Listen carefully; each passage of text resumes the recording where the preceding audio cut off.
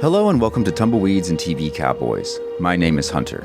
In this podcast, I'll be joined by a different guest each week to discuss a classic Western movie or TV show. I've been a fan of classic Westerns for as long as I can remember, and in recent years, they've become very nostalgic for me.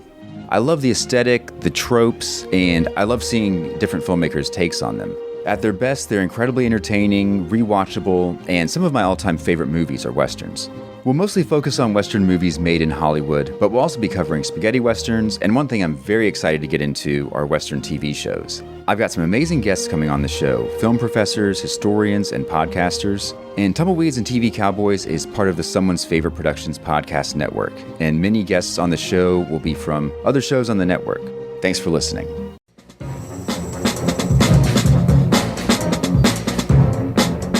Hello, this is Aaron West. I am the author of the A24 New Wave.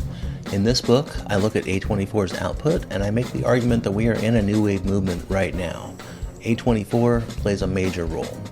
This book has a supplemental podcast where each episode is a brief conversation about an A24 related topic, whether an actor, director, or even a genre. As I continue research for the book and conduct interviews, I expect to record podcast episodes with people involved with the company. You can find the podcast at cinejourneys.com or wherever you find podcasts, and we are proud to be members of the Someone's Favorite Productions podcast network.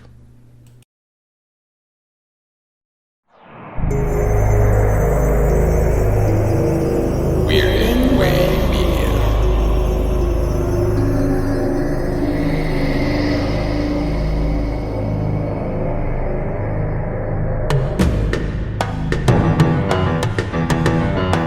We can kill it. I ain't got time. There's something out there waiting for us. And it ain't planned. Get to the chopper! Motherfucker. What the hell are you?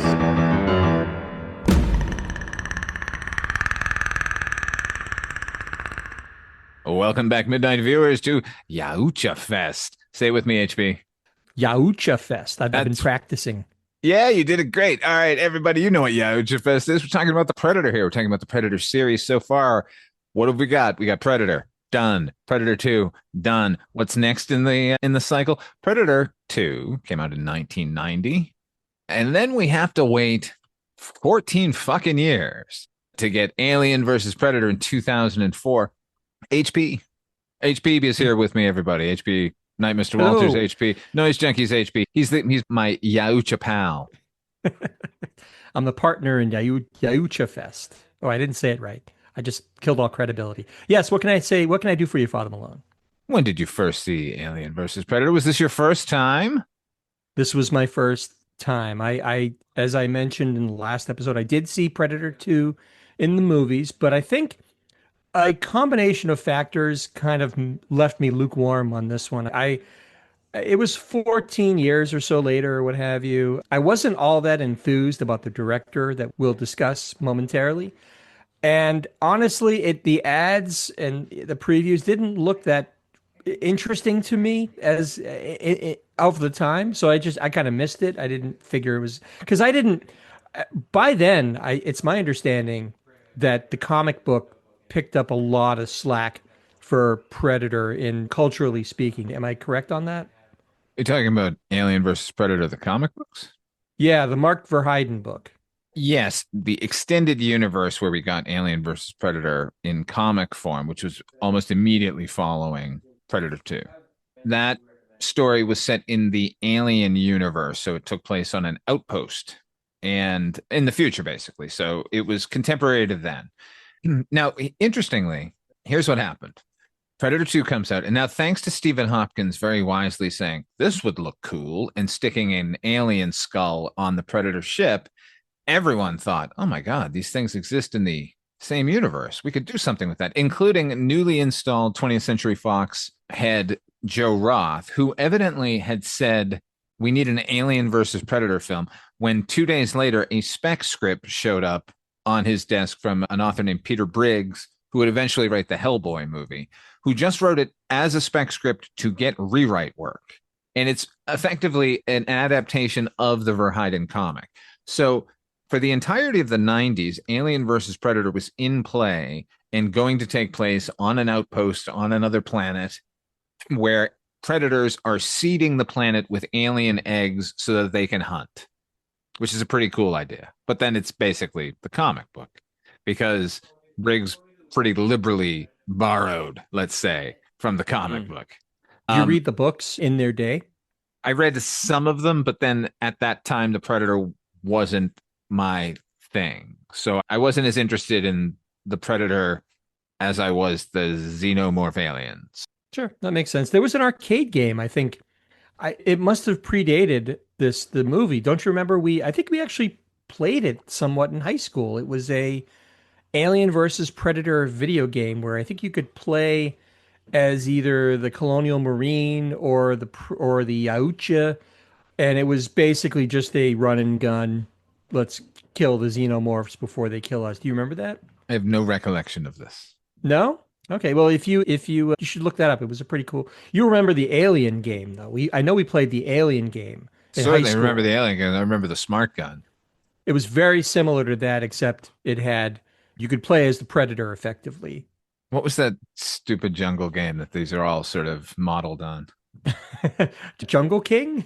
No, it was a game with two soldiers sort of running. Contra, right? These were all based on Contra, really. Sure.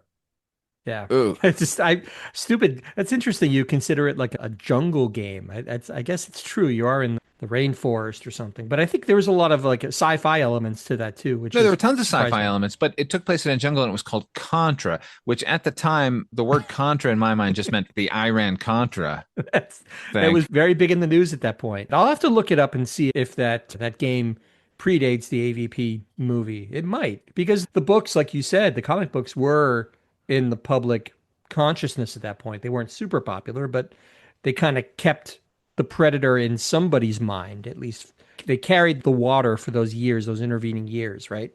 They did indeed, until 2004. Did I say that already? Because it was from 94, the arcade game. Okay. See, yeah. I have no recollection of the game. I certainly don't recommend it. I don't recall playing it with you. Yeah, maybe that would have been after high school. That was 94. So I stand corrected. However, on August the 13th, 2004, that's when Alien versus Predator was released.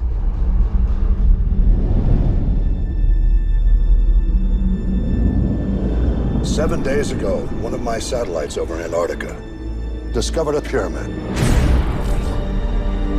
Where exactly on the ice is this? It's not on the ice. It's 2,000 feet under it.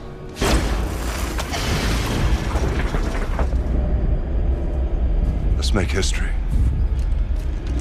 Oh my God. Whoever built this pyramid believed in ritual sacrifice. Did you hear that?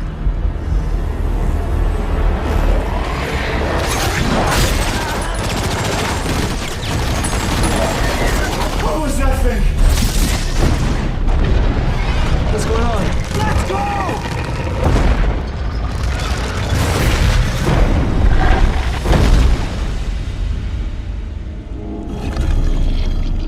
What did you say this room was called? Sacrificial chamber.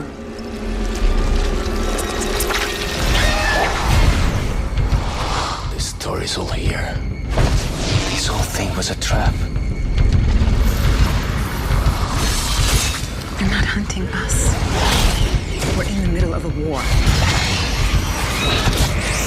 They're using us as bait.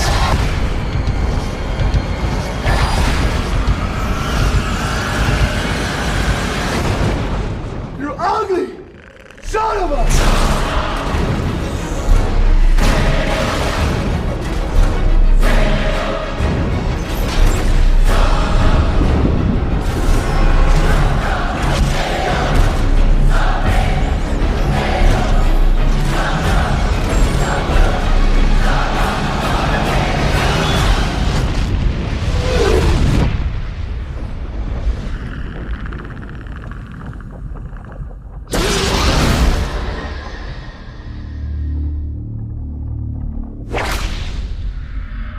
Alien versus Predator, written by Paul W.S. Anderson, not Paul Thomas Anderson. You notice he adopted the W.S. after Paul Thomas Anderson hit the scene, with a screen story by Paul W.S. Anderson and Dan O'Bannon and Ronald Shusett.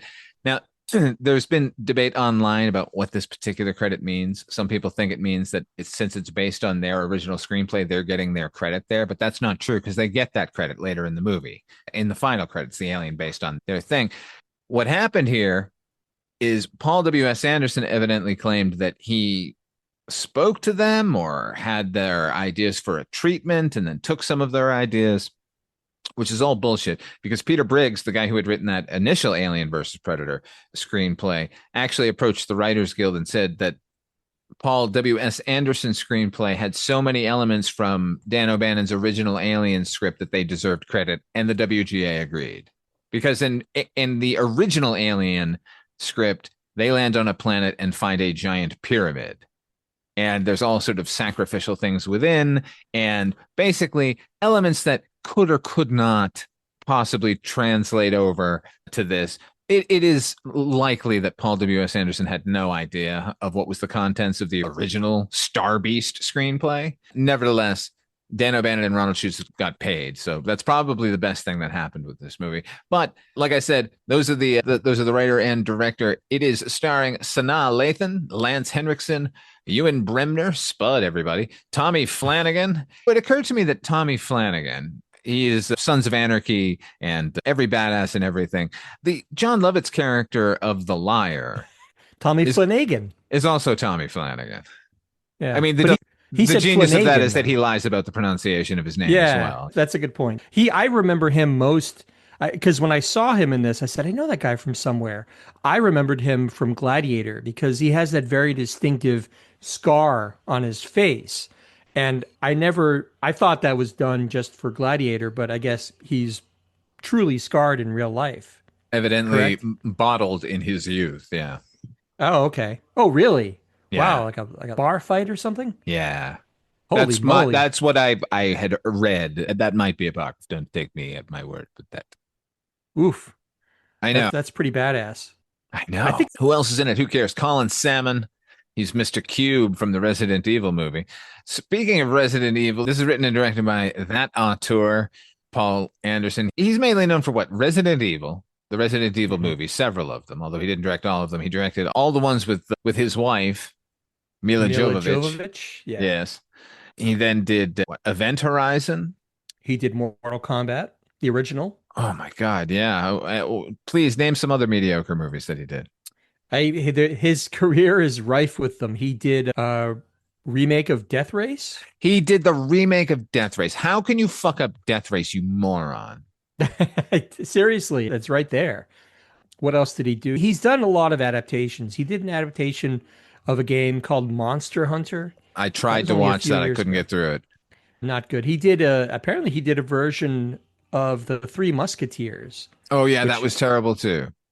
It's all very frenetic and very Resident Evil, but like completely out of place and too modern. Did you mention Soldier already? Oh, he directed Soldier, maybe his one like swipe at legitimacy, but only because of a central performance by Kurt Russell. If Kurt Russell wasn't in that movie, nobody would ever mention it. I agree. I don't care how many Blade Runner spinners you throw into a garbage pile, friend. This is true. No, I think Event Horizon was that's his best movie. Yeah. I was going to say that's probably his most enduring picture. Like that's not one that's beholden to another franchise, or that's a good picture. It is, except I hate that Lawrence Fishburne and Jack Noseworthy are constantly calling each other Papa Bear and Baby Bear. And I hate Jack Noseworthy. What was that show that he used to have on MTV? Dead at 17. That's the one. Remember, MTV at the time this was before they discovered reality television. This is like the studio system in the late 60s. They were in free fall. They did not know what to do. People are no longer watching videos. We need to make content. What do we do here? Dead at 21. That's funny. Oh, Dead at 21. 17. Or was I think it is Dead at 21 because Dead at 17 might be a little harsh there. Well, because you can't really name a show about killing high schoolers. Well, Noseworthy in that was he was a clone or some kind of a I don't know. There was something Oh my God, that he show's way ahead of its time, man. yeah, he had to it was a little bit like The Fugitive where he had to find some scientist or find somebody who was going to save his life. I don't it was Oh yeah, like a sci-fi chip in his head adjacent. or something like that. Who Yeah, knows? yeah, it was sci-fi adjacent, but it was not. Anyway, I agree. I co-signed the noseworthy disdaining. He was in one last note on him. He was also the one of the bad guys in the original Brady Bunch movie. Do you remember that? Oh Teddy yeah, Thomas that's directed right. it. HP, what's the story? So the story, the broad strokes of the story are that this exists now in the. I don't know if this is still canon, but in this movie, it's not Wayland Yutani yet. It's just Wayland Corporation. They one of their satellites detects a giant pyramid buried beneath the ice in Antarctica. And I guess it's Lance Henriksen's character, uh, Charles Bishop of Wayland, meaning that the Charles. Wayland Corporation must be the robotics part of Wayland Yutani, right? Exactly, exactly. So he puts together a team of scientists and archaeologists and to go and investigate this pyramid under the ice. And unbeknownst to them, this pyramid, and we'll talk more about it, the actual nuts and bolts, but this pyramid figures very heavily in the Yautja alien mythos. And things are not what they expect. People die in all sorts of horrible ways. And yeah, aliens fight predators, predators fight aliens and people, and it's one big mess. The end. Bye, The everybody. end. And what the tagline was, whoever wins, we lose, or we all lose, right? Yeah, we lose. Yeah, which is great. Okay. I remember, like Predator 2, really enjoying this movie, although not tempered. I've had problems with it from the beginning. Let's start with, I don't know, let's say the setup. It's set on Earth. It's set in a contemporary, it's movie takes place in 2004. It's set in 2004. So automatically, you're setting up a situation where nobody knows nothing. Well, it's effectively a prequel to the very first Alien movie, right? Correct. This is a sequel to Predator 2 and a prequel to Alien. So we should have some knowledge of the Predators, but we don't here in this movie because what they've done is, oh my goodness. Okay. Charles Wayland, head of the Wayland Corporation, his satellite picks up that this pyramid exists down there and knows that other corporations are on the way. So he has to make a team. He's got to put a team together really quickly, which he does. Headed by, or not headed by, but Sanaa Lathan. That's Blade's mom, everybody. I don't know why she wasn't more popular and famous. I love her. She's great. She's fantastic. She's great. Let's talk about Sanaa Lathan. Let's talk about her character here, Alexa Woods, who you can tell. This is, see, here, let's just get to the fucking chase here. I know I'm jumping around like crazy, but Paul okay. W.S. Anderson is terrible. He's a terrible filmmaker. He does okay kind of with action, but really as a writer, he is television level writing. Everyone just says subtext. Everyone just like forwards the plot. Everyone just tells you something about themselves just to endear themselves. It's all just like cookie cutter fucking nonsense, including the characterization of the lead here. You can tell he sat down and wrote, well, this is kind of like Alien, so I'm going to write Ripley. But here's the thing. So what he does is he makes her character really strident, like kind of a buzzkill. She's always like, you're doing wrong, fellas. I'm out of here. You better follow my rules, kind of a thing. Which, if you watch Alien, Ripley is an asshole for half of the movie, but so you're off kilter when it turns out that she's the hero because you think Dallas is the hero for most of that movie, right? Right. So when it turns out that she's the hero, now we're totally on her side. And now when you rewatch the movie, you know that everything she's saying is true. Don't open that door. Don't do this thing. But the point is, you get to that point where you love Ripley by the end of the movie. Whereas this, we never get that. There's no switch. This is our lead. We know she's our lead. The opening scene is her like hanging off a fucking cliff face while they come collect her for the mission. Yeah, it's like at the beginning of Mission Impossible 2 or that Star Trek movie where Captain Kirk is free climbing El Capitan. It's Again, sort just of shorthand Paul for the Anderson fearlessness of the cobbling character. shit together from other fucking movies. Yeah. As you're talking about the dialogue and the characterizations, and we haven't really talked about the actual plot, which is a whole nother thing. But because everything is so stilted in terms of the dialogue and how the characters are written and the direction, which I know we'll talk about too, the end result for me, Father Malone, is there's never a moment where I'm not aware that I'm watching a movie. We talked about the first Predator, but the thing that I think about now with Predator, the very first one, is you're able to lose yourself in it because the filmmaking and the actual story and the characters are so engaging that you can lose yourself in the setting of the jungle in South America or what have you. But there's never a moment that I'm not thinking to myself, I'm watching Sanaa Lathan give a speech in front of these guys, or they're climbing down a rock face. And it was so, you want to be transported in a movie. That's the whole point. You're going to be taken somewhere else. It may not be a fun journey, but it's going to be memorable. But every step of the way, I'm fighting against the clunkiness of the story, of the direction, of the dialogue, everything. It's all fighting against it. We're going to be piling on this, but you have no idea what's in store because we haven't gotten to Alien versus Predator Requiem, which makes this movie look like motherfucking Shakespeare.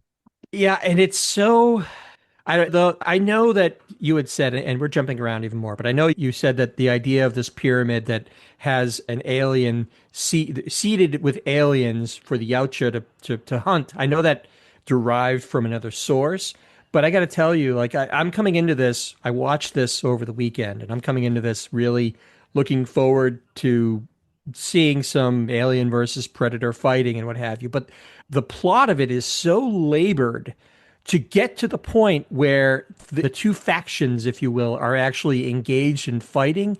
It's exhausting, frankly, Father Malone, because it should not be, it shouldn't be difficult to get these two creatures of the silver screen to face off against each other. But like this idea that there's this pyramid, and every 10 minutes the pyramid changes configuration because it's going from the Mayan calendar, and sometimes people get separated and things reconfigure like a Rubik's cube, and then there's this alien mother that's held captive that is being forced to lay eggs, and it's like I said, it's frankly exhausting just to get to the point where the action starts. All right, let's take it chronologically. Let's try and do this. Did you watch the theatrical or the unrated director's cut? You know what? I'm not sure. How did your movie begin? How did it begin? It began with the satellite picking up the imaging of the pyramid. Then the action shifts to Mexico, where the archaeologist is there on a dig, and it's a failed dig, and a Wayland representative invites him to go on this mission. Okay. And then I think you watched the theatrical cut. Okay. I guess I did. Which I saw in the theater. I saw this movie in the theater. In fact, I was a projectionist when this movie played. I played this movie, so I've seen this movie quite a bit. Many times. Last night was the first time I watched the unrated director's cut. My movie began differently. The director's cut begins in 1904 at the whaling station in Antarctica. I'm sorry. I apologize. I forgot about that part. Then we watched the same cut. Perfect. I forgot about that bit because it goes by so fast. So quick, and it has no fucking purpose other than to let us know we're going to be in Antarctica and they're going to be predators and they're going to be aliens. As if we didn't show up to a movie called Alien versus Predator. Let's go. Right. But yeah, it does start in 1904, and the whaling outpost is being attacked by predators, and that's the start of the movie. So as an audience member, I guess it makes more sense than the theatrical cut because you understand that there's some history behind this area for predators, but at the same time, you're still not prepared for the logical twisting into pretzels scenario that we're dealing with this. With this opening, it piles it on even more because he's setting it up right here, because the film takes place in 2004, where this is 100 years ago. So already we're setting a rule. Every 100 years, the predators come to this planet and go to one of these temples where they have rites of passage. Which kind of, I can't say if it's a bold move or maybe running counter to known Predator lore, because in the previous two movies, we are told that the Predator only hunts on when so hot. Like the temperature is a big factor in when the Predator hunts, right? And here we are, and it's the coldest, one of the coldest regions in the globe. And now that's part of Predator lore. It a little confusing. Not only that, they make no effort to update the Predator's garb. They do fight the way they fight because they are in fucking humid, temperature through the roof environments. Here, they don't even get dropped off at the temple. Here, their ship like drops 3 pods that land like miles from the temple. So now they have to tromp through Antarctica to this whaling station. One of a total of 2 cool things that I took away from this movie. One of them happens at the beginning because what we see is there's like a giant Predator mothership orbiting the Earth, and it actually shoots this beam directly down into effectively creating a tunnel, a 2,000-foot long tunnel from this whaling outpost down to the pyramid. And we know this because they talk about in the movie that the first imaging didn't have this tunnel.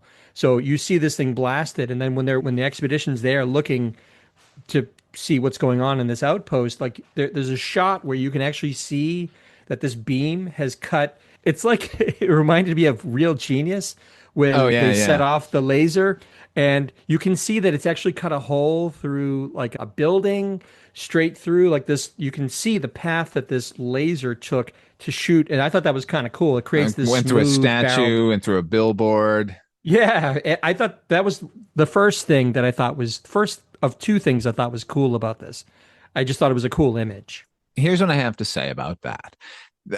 Okay, what has happened here is this pyramid over the centuries got covered over with ice, and in the interim, a whaling station, a village basically, it's like, and it's an entire whaling village, has been built on top of the ice, on top of that pyramid. So when we begin in 1904, we're dealing with what must be the end of that battle between Predator and Alien, because it's the Predator. What we think is a Predator hunting a human is actually hunting an alien, and the alien jumps out and he kills him, right? So my question is, in 1904, if there wasn't that tunnel down to the pyramid, how did they get there? I don't know. Wouldn't they have bored a hole in the ice that would have remained for 100 years? Shouldn't they have just shown up and gone, what the fuck? Why is there this huge hole that's perfectly cut as if by a laser? There are many logical inconsistencies, and I guess one doesn't watch a Predator movie for airtight logic, but I agree with you 100%. It does that in retrospect, that makes no sense at all. Why they'd have to shoot the laser in 2004 and how they're going to get down there in 1904. Silly. Or 1804 or 1704. Right. Like, okay. But before we get to that moment, we have to do a putting the team together moment where we meet those archaeologists in Mexico who, oh my God, they've run out of funding. They're going to pull our permits. Well, hopefully. Is it not Jurassic Park? It basically is. That's exactly right. Borrowing from another franchise, of course. So he puts this team together, and we don't care about any of them, no matter how he strives for them to tell us some personal anecdote or some fact about their life or their family or whatever. Yeah, because the one who was in Train Spotting, they go to Ewan Bremner, like his defining trait when you meet him in the movie is that he's taking pictures for his 2 young sons. So that's shorthand for you should really like this guy. You should want to pull for him to survive this. But in reality, you know that he's not going to make it. It's silly. He's a good actor. Oh yeah, he's great. No, here's the thing. This cast is great. Lance Henriksen, Tommy Flanagan, Ewan Bremner, Sanaa Lathan. Like, I'm on board for this movie. Right. I love the setup even, whatever. Do I love the setup? No, I don't. You know why I don't? I didn't. I'll tell you why. Because once we get there, it's a huge team. It's all, once they showed the spiky haired blonde, here, I wrote it in my notes. Spiky haired blonde. I wrote, first to die, question mark? Yes, she was. Yeah. Oh, I already said that. Oh, I love that's a hunter's moon. Yeah. Oh, did you It know was about a hunter's moon, Paul? well, I How almost fucking said that. appropriate. It's like hunter, like almost like a predator. I said that right before he said it because I'm like, okay, it's either going to be a blood moon or a hunter's moon, and it was a hunter's moon. The hunter's moon. Well, so fucking appropriate. So we get to the fucking whaling station. Here's okay. Before we go further, my overall problem with the movie is that because he said it in 2004, he has robbed any of the characters of any of the knowledge of what they're walking into, which is ridiculous because the last time we met the Predator, there was already an organization, a governmental organization tracking them here. Where are they? That's the thing. I thought when all this was going down, and just knowing the history of the Weyland-Yutani Corporation and aliens, I was convinced they were going to get into this pyramid, and Weyland, Charles Bishop Weyland, was going to divulge ultimately that, hey, this is never about a pyramid or artifacts. This was us. This was about us knowing that there are these creatures called Predator or Yautja. This was us trying to collect one to study it, like, which would have been a kind of a bullshit plot point anyway, because they just did it in Predator 2. But I, Or it could have been, beyond, this is such a break. Like we had no idea how long they had been here. Like, look at this pyramid, look at these markings, look at these other things. Like there are other like organisms involved now, and it's a whole other ball game. They could say any of that, but instead it's like, what is going on? Everyone is just wandering around going, what's this? they're wandering through this pyramid, and there are like dozens of statues of predators all over the place. There are hieroglyphics showing the alien predators, aliens fighting the predators, the xenomorphs. But at no point are they saying, what the hell is that? That doesn't look human. Have we stumbled upon some sort of like they're convinced throughout until they actually see these alien creatures that this is all just culturally like Mayans meets Cambodians meets something else, Aztecs, right? Because Yeah. that's the architecture is all influenced by that. But at no point, and I'm seeing the statuary, like these 20-foot tall statues of predator creatures, and at no point do they say, I don't think we're in Kansas anymore. This is not right. Like you, maybe you're not telling us something, Wayland. That, like to me, I was like, what? Who wouldn't like see that and go, what the fuck? Are we talking alien creatures here? What's going on? HP, chariots of the gods, man. They're dropping out of the skies like flies down in South America. Yeah, so Paul Anderson has bought into the chariots of the gods idea here, where this is an all of our civilizations were effectively seeded somehow, not seeded, he doesn't go that far, but all of our civilizations, the three dominant civilizations or ancient civilizations, are all based out of this pyramid, right? Where, look, this wall is in Aztec, and this wall is in Mayan, and this wall is in this. Okay. So that should keep the scientists wondering, right? But it got me wondering, why wouldn't it just be one language featuring all of the symbols that would be in all of the different languages? And then eventually those would split off, right? And become their own thing. Shouldn't it have been one thing where he's like, I don't understand this. It's partially Cambodian, it's partially Incan, it's partially some other language that we don't even understand. But ultimately, for me, your mileage may vary on this, Father Malone, but what the whole chariot of the gods angle where the predators, they aren't just hunters, like they've actually like had some role as gods in ancient times. I fucking hate that. I don't like the idea that you're giving these creatures this added motivation or this added purpose that they have to fulfill. I like it when the predator just wants to come down to the earth and hunt, and somebody or some people have to hunt or be hunted. That's all I need from a Predator movie. I think all of the best Predator movies, that at least the ones that I've seen so far, traffic in that ideal. So for me to see them, like there's a shot of the Predator in ancient times, like on top of the pyramid, like gesturing to all of these people walking into these sacrificial chambers.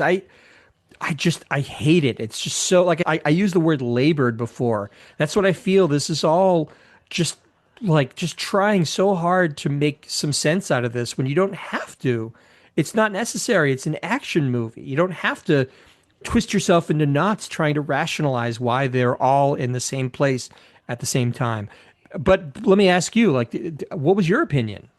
Of the predators figuring into our cultural evolution. Yes, I think it's exactly. ridiculous. It's as ridiculous. Is it as ridiculous? Not as ridiculous, but it is. It's in the same ballpark as engineers, black goo.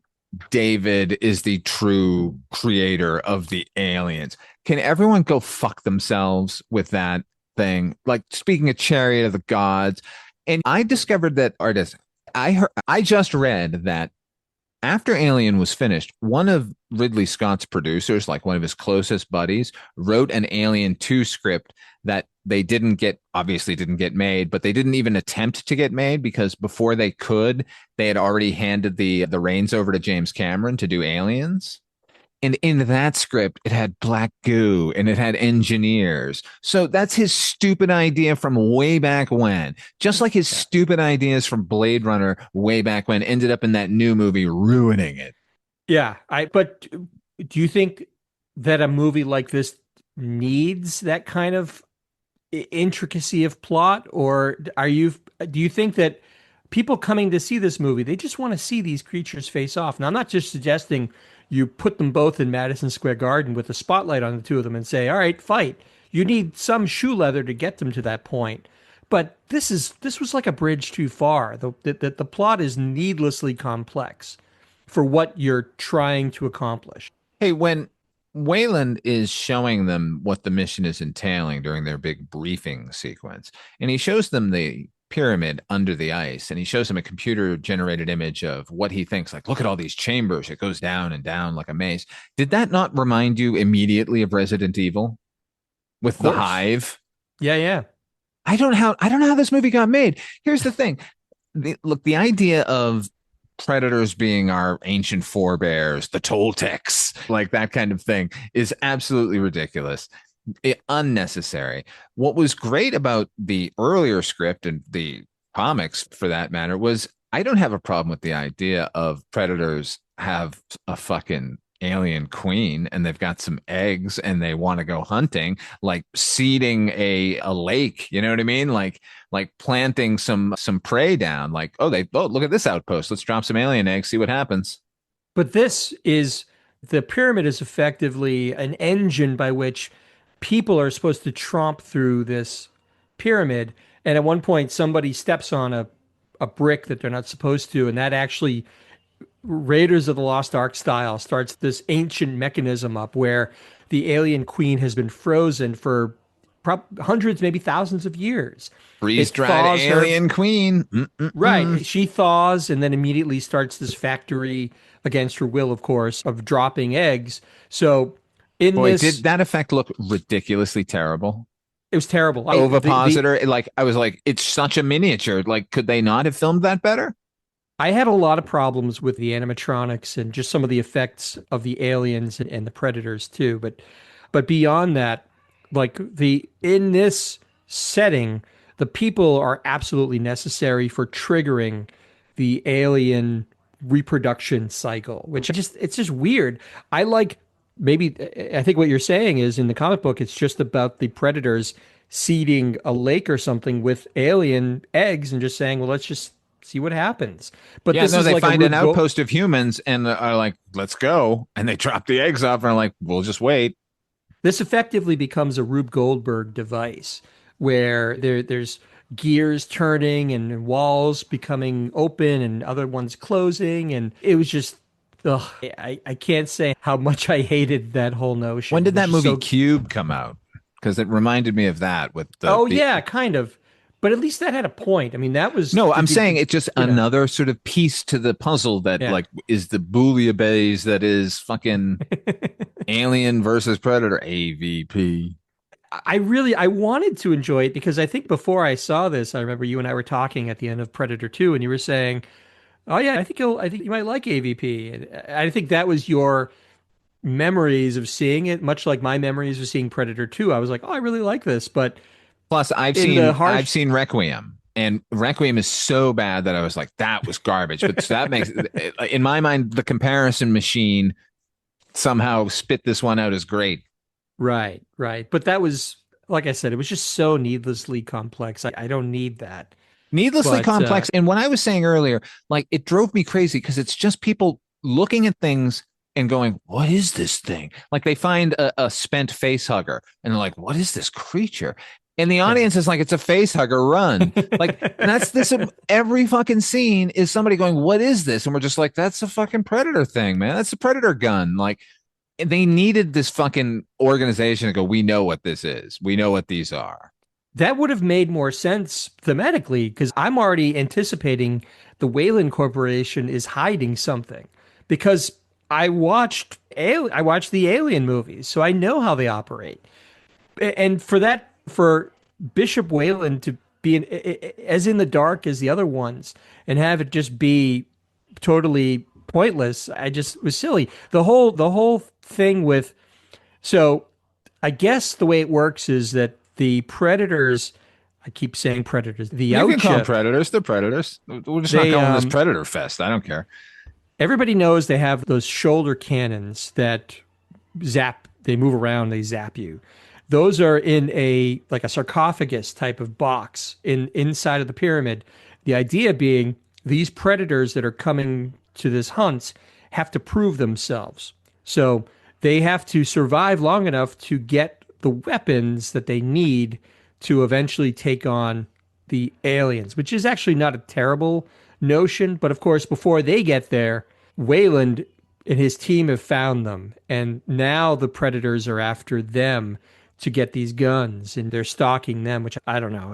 Again, this isn't rocket science. This is just let's put the alien and the Yautja in a room together and let sparks fly. Some plot, something to make it interesting, but it's just my head was spinning with all the things you have to keep track of. And the direction does this movie no favors, by the way. We want to talk No. about that a little bit? Yeah, let's talk about that because I'll tell you what sort of crystallized it for me.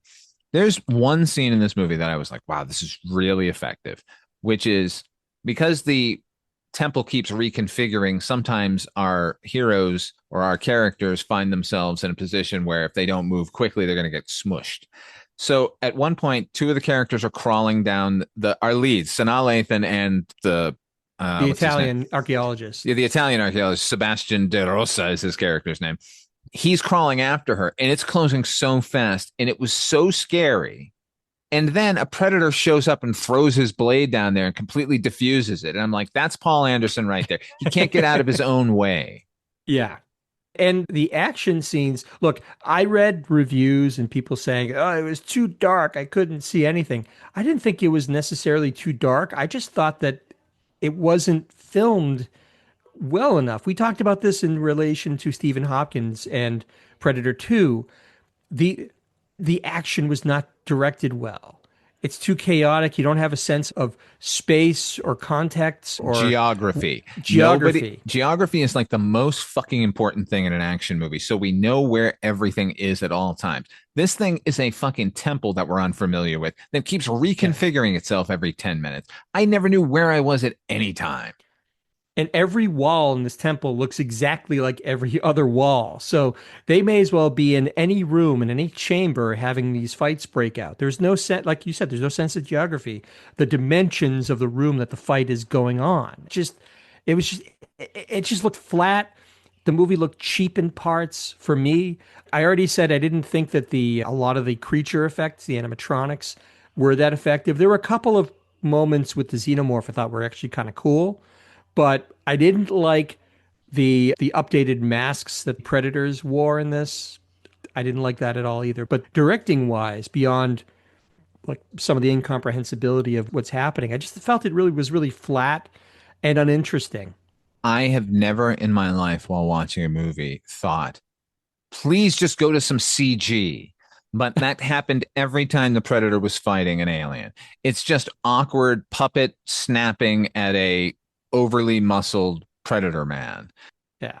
Speaking of the design, does it not look like the predators are all swole? Like they all forgot leg day? Like their entire upper Yes. body is just like fucking what was that Johnny Bravo? What was that cartoon character? Hey mama, that guy? Like it's all upper body and then they just kind of go down into a V. They looked ridiculous. They looked like they were wearing shoulder pads.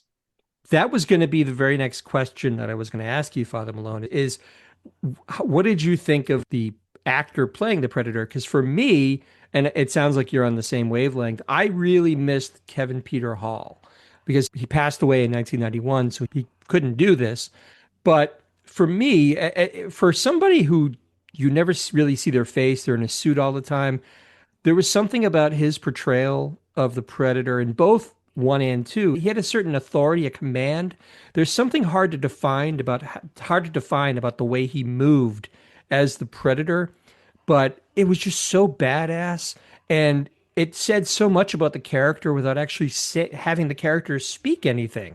And now we have these guys. They look like Brock Lesnar from like the WWE. This guy who's got this massive, like you said, he's so swole up top, and there's no room for him to be agile or any of that. It's just the guy. I could not unsee a guy in a monster suit swinging around. There's no artistry to his portrayal. It's like watching Michael Keaton fight with. Remember when Michael Keaton backhands that one guy from like Yeah. he steps out and brings up his fist like, yeah, because you couldn't turn your fucking head, man. Like that's what I feel about the Predators here. Yeah. But I will say this. We're beating up on this movie pretty good, like you said. And I already talked about one of two things that I found cool. Can I mention the second thing that I found cool? Yeah. In regards to because it kind of fits because we're talking about the Predator. The other thing that I found cool, eventually everybody is basically wiped out except for Sanaa Lathan. And I think there's even a Predator who is killed. So now it's basically down to one Predator and her. And what I wasn't expecting, which I thought was actually kind of novel, is she decides, look, she figures out that we're in the middle of a battle and we need to take a side. Like, because if we don't, we're going to get killed by an alien or by this other creature. So I'm going to return this gun to this Predator, or this Yautja. She didn't say that, but she said, I'm going to return this, and I'm on his side now, effectively. And actually, he accepts her gift or the presentation. Like he understands what she's trying to say to him, and in fact, they kind of become a team. Yeah, which I thought was really interesting.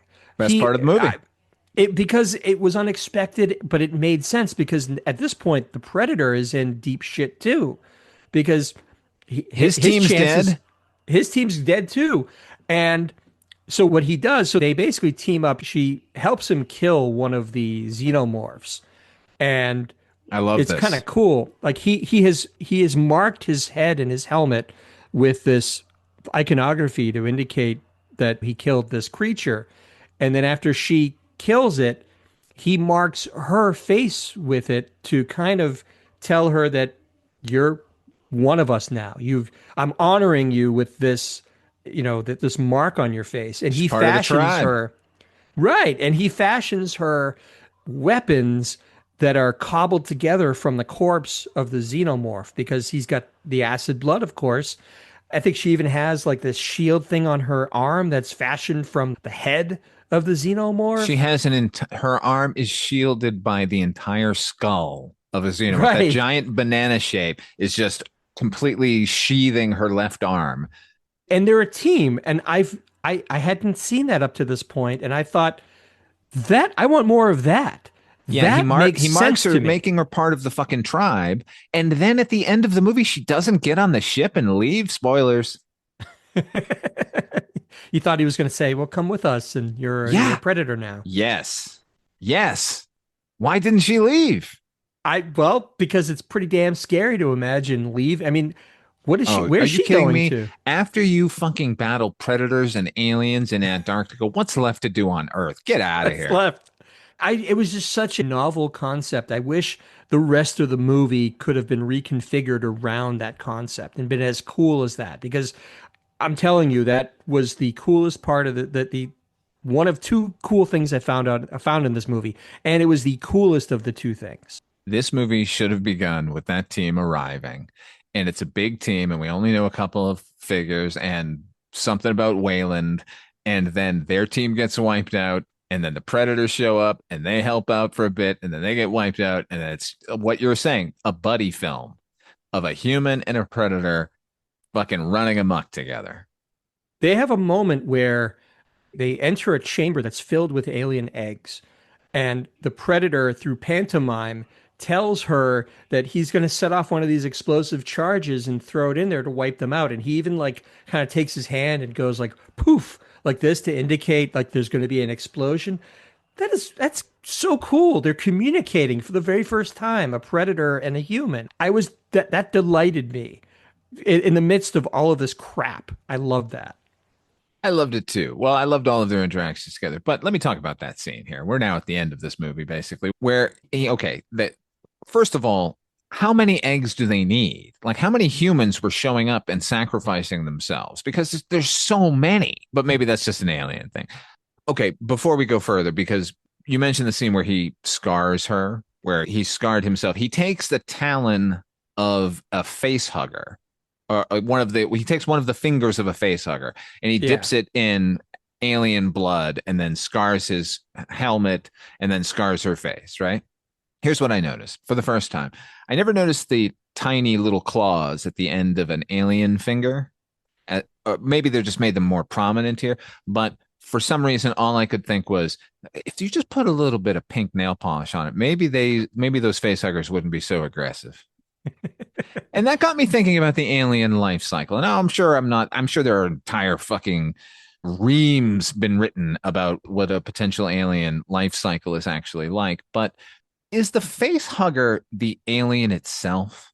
And then it somehow transports itself into the person, and that's why it dies? Or is it a creature whose sole purpose is to deliver that payload into another living being, and once it's done so, it dies? It is so single-minded an organism. That's all it does. The egg opens up. It's like, I gotta find somebody, and then it kicks off.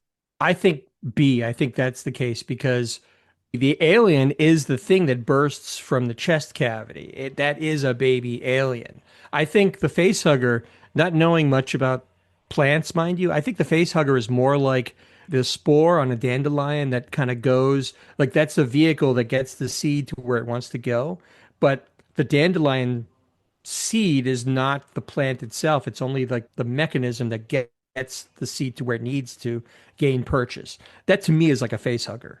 But we're talking about a dandelion that chases after you and wraps a cord around your neck. It's a scary dandelion, but I think because when the spiky blonde is the first person to die, she gets impregnated with the face hugger. She wakes up and she sees that the face hugger is dead on the floor next to her, which to me cemented that idea that once the face hugger plants the seed, it has no more purpose and it dies. Okay, the life cycle of the alien is a bit accelerated here in this movie. Yeah. People get a fucking face hugger on, and then it immediately bursts out of them, and then it's a full fucking adult alien. Whereas I was always under the impression that it at least took a couple of days before you got a full-on adult. Well, that's what happened in Alien, right? Like the guy's on the gurney for a while. They don't know what the face hugger's doing, but then it leaves, and they're like, what the fuck happened to you? Why don't you freeze him? There was another voice of reason on the Nostromo. Right. But yeah, that's another thing that I took note of, is that this all happens very fast. This whole mission from beginning to end, like it seems like it only takes about 3 hours total, or maybe it's happening in real time, more or less, because there's no like. If anything, it takes place over one evening, not even a whole one evening, because at a certain point, she's like, okay, we're calling it. We're going to go home. We're going to go back to the ship now. And they're like, no, we're staying. And that's when all the fucking craziness begins. Right. So we're talking about like 12 hours, maybe. Max 12 hours. It's not even, by the time they get outside at the end of the movie, it's still dark. Although I guess maybe. Or is that just Antarctica? Is it the land of the midnight sun? Yeah, I'm not sure, but it's certainly at no point do they like set up camp and like rest overnight. Like this is all happening basically in within that 12-hour time span. I think you're right about that. Who cleans the pyramid? After each little foray of young predators coming to prove their mettle, that place pretty fucked up. Who's cleaning up the eggs? Who's putting the queen back to sleep? Well, there must be some sort of mechanism that we're not privy to because the whole thing went awry. I would assume if the predators are able to do their thing and kill the aliens for sport, I think maybe there's a button that they know to you're hit. saying that they have to clean up after themselves. Basically, or they know that there's a brick that they have to push in to a wall that will reverse everything. Well, that makes sense. I remove my criticism. Stricken from the record. But we do see when they show this flashback to ancient civilizations, if we know that if things go awry and they get overwhelmed by the xenomorphs, they do have like measures in place, like a failsafe, that if things look dire, then they set off basically one of the nukes and it wipes out everything. Although curiously, it does not wipe out the alien queen. It just wipes out all of the soldiers that are coming to kill them. She was already above. Yeah, but this like the radius of this nuclear explosion is pretty wide. But it didn't kill them. She was already on the surface. When they get to the tunnel at the bottom of the tunnel, she looks up and you can see just very faintly that the alien queen is scrambling up the tunnel. No, I'm saying during the flashback or when he's telling the story of the hieroglyph about, because that's what happens is they say, look, we've got to, no matter what happens, we can't let the xenomorphs escape because if they can reach the surface, we're all dead. So there's a scene where you see these predators getting overwhelmed on the top of a pyramid where there's hundreds of xenomorphs swarming them. One of them sets off one of their nukes and it wipes out everything. And I think even the archaeologist says in the event that things get too crazy and they can't finish the hunt, they have ways of making sure that nothing escapes. So but why do you think the queen wasn't killed by that? Obviously she was killed. That's not the pyramid we're in. That's a different pyramid. So you're saying there's other pyramids where this goes on? That's exactly what I'm saying, because that looked like an alien world to me. No, I think that's the same pyramid, but it's before it got covered with ice. No, because the pyramid is fucking decimated by the explosion. That was an example of what could happen here. Okay. All right. I didn't think of it in terms of another pyramid on their world or whatever. But anyway, I guess that would have been a viable option for the Predator to just set off the nuke and kill everything. I guess they try to do that, but the Queen escapes. Yeah. Yeah. The Queen, did you talk about how the Queen escaped? Oh, well, they used the same method as Alien Resurrection, basically. They just used their acid. They used the Queen's acid blood like against her. Whereas what I liked, and I didn't like a lot of Alien Resurrection. Actually, I'm not sure. I go back and forth. Anyway, one thing I liked in Alien Resurrection was the two aliens figuring out, let's kill this third, and that'll eat through the floor, and we're free. And I can't imagine a soldier coming up and swiping at the Queen and using her own blood. Like, wouldn't he do it to himself first? That really bothered me. Yeah, I can see that. But anyway, so let's talk a little bit about the ending of this, because I think we've kind of reached the point. What happens is... Well, no, I want to mention one thing that I really like. Okay. Which is Italiano guy gets cocooned, right?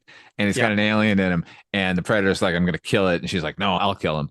And then they're killing him because he's got an alien and it's about to burst out of him. But then she kills him, but doesn't kill the alien, which is great. But the best part of the scene is the little alien pops out and the Predator catches it and then breaks its little neck. And then he shudders like, ugh, and then throws it away. The Predator shuddering at the grossness of an alien was awesome. It's hard for me to take those little baby chest burst aliens seriously. Hello, my baby. Hello, my honey. Spaceballs. Thank you.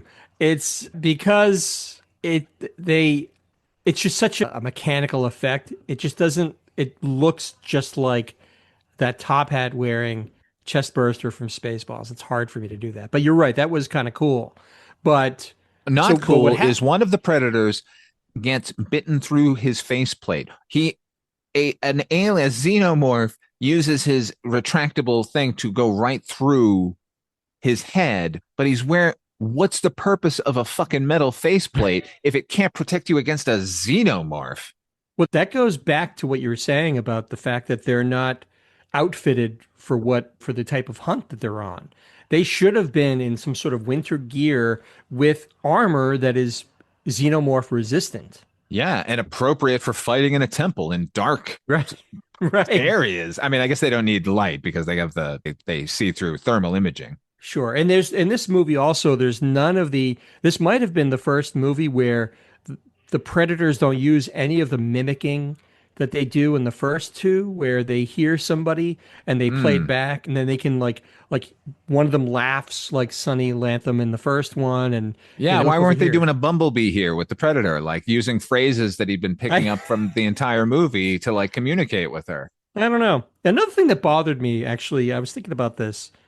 I'm curious what your thoughts are on this. So, the whole point of this pyramid is for the predators to come and hunt the alien xenomorphs. But when the predators first arrive, half of the Wayland Corporation search team, they've set up camp in the old whalers whaling village. So the first thing the predators do when they get there is start killing all the humans and stringing them up to make trophies out of. But I guess my point is, what do they care about humans? Don't they just want to cut to the chase and just hunt what they're there to hunt, which is xenomorphs? Yeah. Or are they just like, hey, I'm here. These humans are here. Why don't I just get some trophies while I'm here? Because like everything else, the script, it's completely clumsy. Like he needed to show us that the predators were a threat to humans without having them kill any of our humans yet. So here it is, but it doesn't make any sense. Wouldn't they want these humans alive? Wouldn't they grab a bunch of them and go bring them down? We got fucking eggs to fucking like that's the thing. These guys are showing up because why? The predators or the humans? Okay, okay. So the temple has sort of come to life like it does every 100 years. So they're dropping off predators. They're used to hundreds or 1,000 years ago. They're used to a bunch of like Mayan, like ancient people. They're used to human followers delivering them sacrificial people to be tuned by the aliens and chest bursted and such. But here it's completely covered in ice. What was the plan? They were just going to go down and kill face huggers? Yeah, there was no one to fucking cocoon. Right. It would have made more sense if the predators, instead of just outright killing that team that had set up base camp, like just grab them and just say, you're coming down this tunnel with us. We have use for you. You don't believe in us as gods anymore, but we're going to make use of you to breed these aliens. We need you. Oh my God, it could have been so twisted. You know what it should have been, honestly, HP? It should have been this team comes to find out what's going on down there. They know what the predator is. They don't know what the alien is. The predators capture them, and then fucking all hell breaks loose. And one of them gets away, and then it ends up one in a. I'm sorry, I'm fan fictioning, but this script is so disappointing. It is. But I do like the ending, though. I do like the end fight. Yeah, I was going to say, let's talk a little bit about that. So the Sanaa Lathan's character and the Predator have made this alliance, and they're going to try to escape. He has set off a nuke that they believe has killed everything in the pyramid, but the queen escaped. So okay, one more thing. I'm sorry. I'm going to let you get to this scene. That's okay. Okay, so he mimes to her, I'm going to use this explosive device, and it's going to blow up everything. We need to get out of here, right? And then in one of these stupid action movie things, they're running to outrun the explosion. It's really stupid. But here's the thing. If they could have just left, why didn't they? Like left suddenly, when there's an explosive involved, they're like, let's just run and get out of here. At any point, they could have just run and gotten out of there. Why didn't they? Well, they have to set off an explosive to kill all the eggs that are waiting to hatch. They know that much. They can't just leave calmly and say, well, that's it. We're done. They have to explode the place because it's dangerous. Yeah, do it from your ship. That's what he should have done. He should have communicated and said, hey, Predator 1 to Predator 2, after we're out of here, can you send another one of those beams down but Yeah. an explosive one. And we'll be having a cup of coffee up above. Just wait for you. Yeah, could you drill out the entire area with our laser drill? Just keep drilling and drilling, please. Yeah, it does. But what ends up happening, it's just actiony bullshit where they think they've gotten out and they're safe, but the queen has gotten out. And I think the queen actually ends up impaling the predator through the chest with its tail. Oh yeah, it's And great. Listen, when the queen comes out, I do really like this sequence only because you get the how massive the queen is. Like at one point she's standing beside a house and I'm like, "Oh my God, everyone's in real trouble here." but for me, it kept harkening back to Aliens, another movie that ends with a face-off between an alien queen and our heroes. Oh, sure. I'm not saying it's original. I'm just saying seeing an alien queen on Earth, like charging toward our heroine, was pretty breathtaking. Some of those effects were kind of cool. I think some of it was CG, but it was dark enough that it kind of hid some of the flaws. I like the CG in this movie. The practical stuff was the problem here. Like whenever an alien was CG, like there's a scene where the warriors come and kind of circle around the queen. And when they all came running up, I was like, oh yeah, this is what I'm looking for in this movie. I want them moving like that, not like fucking puppets or like guys in suits. They're skittering around. I know what you mean. Like they look like we're now xenomorphs. Used to them moving like that. And now that's how they have to move. They have to run on the ceilings and such. Right. Exactly. And I agree that the CG by and large was actually pretty good. It was used sparingly, but the animatronic was where things fell apart for me. Every time you see the second set of jaws come out and try and snap at somebody, it just looks so fake to me. I mean, I know it is. You just know there was somebody standing behind it, like pushing a lever and then right. Squeezing a thing to make the jaws snap. Not good. But the battle at the end, like you said, wasn't bad, but there are some inconsistencies, one we'll talk about in a minute. But what effectively happens is they figure the aliens out, but they have figured out that they're going to basically lash a chain around a water tower and send the queen into the water. Like, remind me, do we know that, do we definitively that the aliens breathe oxygen? Because I know No, that's the thing.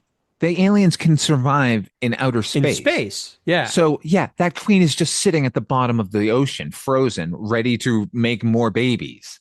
Right. That's what they've won the day, but only for now. Like at some point that alien's going to be free of that water tower and that's it. I mean, it's game over basically. But so they do that, but in the ensuing battle, the predator has been mortally wounded and then his brethren come and take him onto the ship, but along the way basically honoring Sanaa Lathan. They give her a spear as a reward for being a good hunter. Here's the other thing I liked in this movie. This is the only other thing.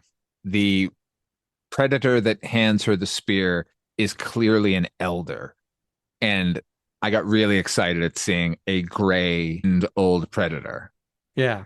But it was cool because they were like, you know what? We salute you. You're one of us, basically. Yes, now come with us because there's nothing left for you here. But that's not all. Like in nowadays, this would have been like a mid-credit sting. This was still made during a time when they didn't have all that Marvel bullshit where you had to wait through credits to see the actual end of the movie. So they take this dead creature on board, they lay it down, and then they all go off to do ship things. I don't know what they're doing, and the camera zooms in on this dead predator, and what do you know? What happens, Father Malone, with this predator?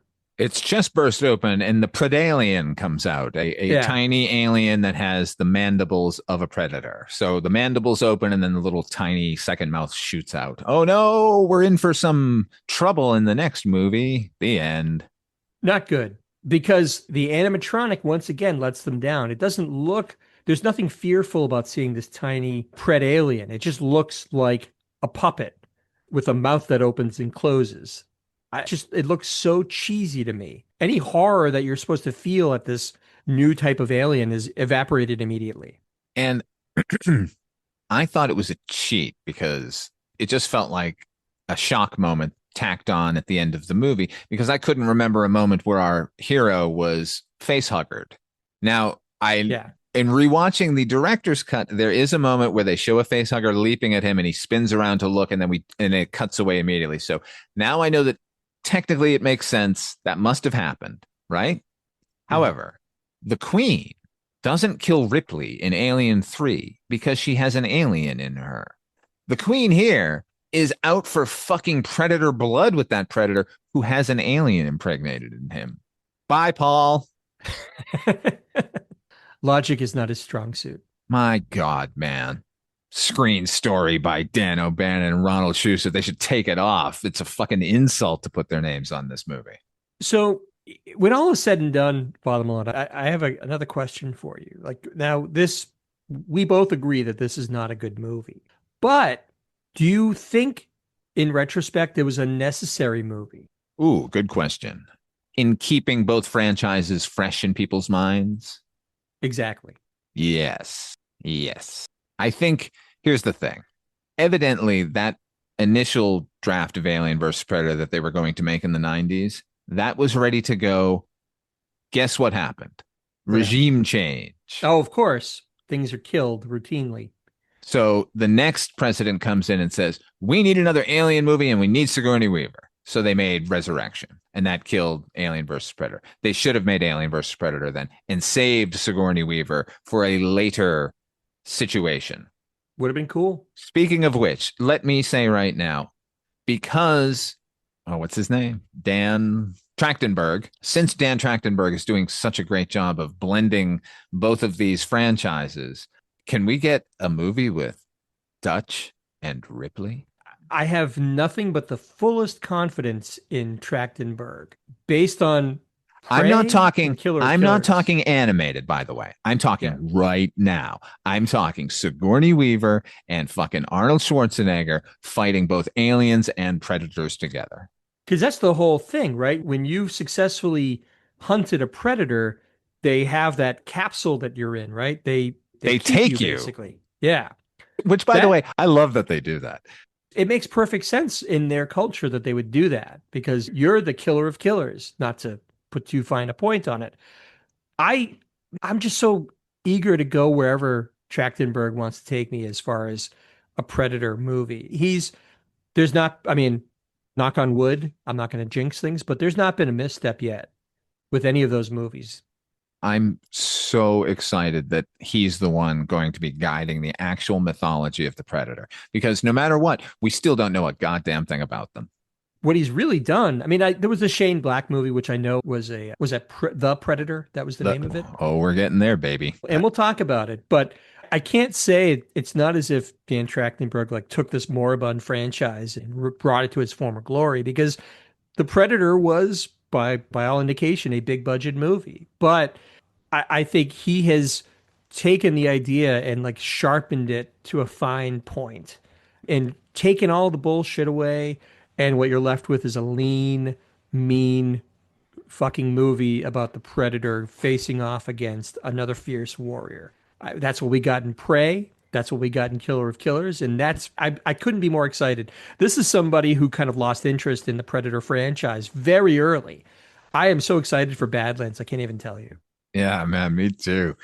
It can't be worse than this. Although, look, I think there's plenty to recommend the movie. There's lots of little moments. There's lots of good performances here. I love seeing Sanaa Lathan. I'll take any chance I get to watch her. It's a real head scratcher why she's even in this movie, to be perfectly honest, because it's a very low budget director. This movie was made on the cheap in I want to say Czechoslovakia. Certainly seems by the production cast list. Right. And that's smart. If you can make a $20 million movie for $2 million, then why not? But the fact is, this doesn't look like an expensive movie, and it should. But yeah, no, there are things to recommend. I agree. But Sanaa Lathan, I as much as I'm happy that she was in it, it didn't make sense to me because she's better than this. Well, everyone was better than that. Are we better than this? Point. You're goddamn right. And you are too, for listening to us for all this time. Better than me and HP and the movie combined.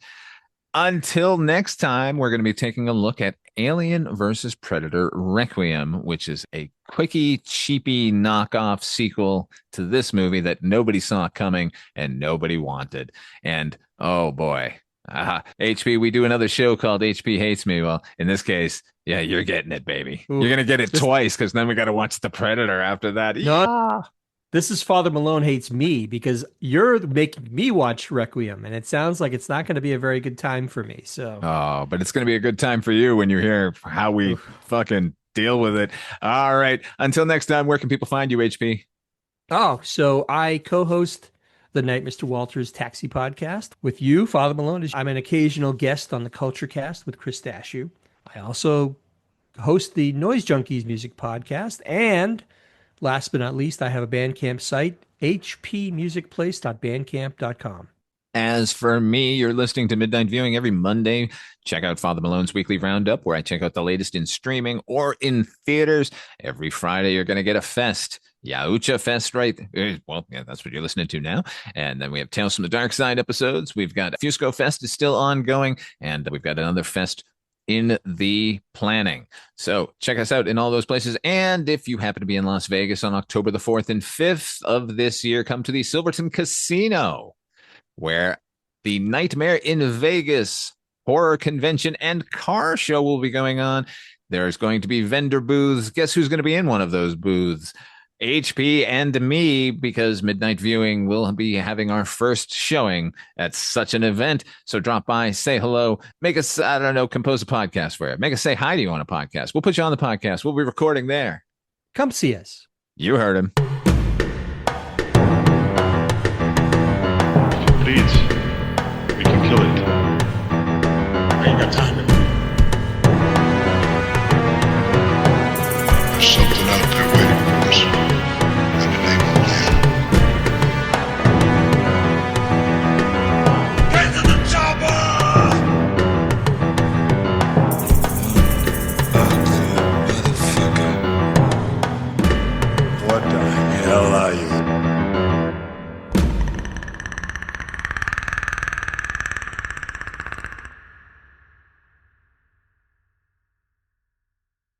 Hello, my name is Kevin Tudor, and I'm one of the 3 hosts of Almost Major, a film podcast dissecting many major indie studios and the films they release. Every week, myself, Charlie Nash, and Bryden Doyle discuss overlooked, forgotten, or bona fide classic indie films via studio-specific miniseries. We've previously covered numerous films from Artisan Entertainment, Lionsgate Films, and New Line Cinema. Titles including The Blair Witch Project, American Psycho, Dogville, But I'm a Cheerleader, Saw, Requiem for a Dream, and Ringmaster, you know, the Jerry Springer film.